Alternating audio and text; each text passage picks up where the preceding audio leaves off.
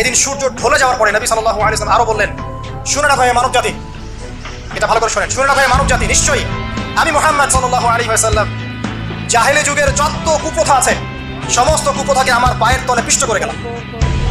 জাহেলি যুগে কি ছিল ভাই? শিরিক ছিল, সুদ ছিল, মাদক ছিল, নারীর অবমাননা ছিল, কন্যা সন্তানকে দাফন করা হতো, রক্তক্ষয়ী হানাহানি মারামারি কাটাকাটি ছিল, এগুলো সবকিছুকে আমি আমার পায়ের তলে দাফন করে গেলাম। এটা কি দাফন হয়েছে? তিনি বলছেন, নিশ্চয়ই আমি জাহেলি যুগের সুদকে আমার পায়ের তলে পিষ্ট করে যাচ্ছি। সর্বপ্রথম যার সুদ আমি পিষ্ট করছি তিনি হচ্ছেন আব্বাস ইবনে আব্দুল মুত্তালিব, আমার চাচার সুদ। নিজের পরিবার থেকে দৃষ্টান্ত স্থাপন করলেন।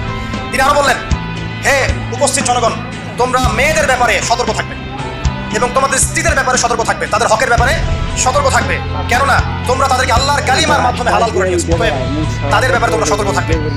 তোমাদের উপর তাদের হক হচ্ছে তোমরা যা খাবে যা পরবে তাদেরকেও তাই খাওয়াবে তাই পরাবে, আর তাদের উপর তোমাদের হক হচ্ছে তারা তোমাদের বিছানায় এমন কাউকে আসতে দিবে না যাদেরকে তোমরা অপছন্দ করো।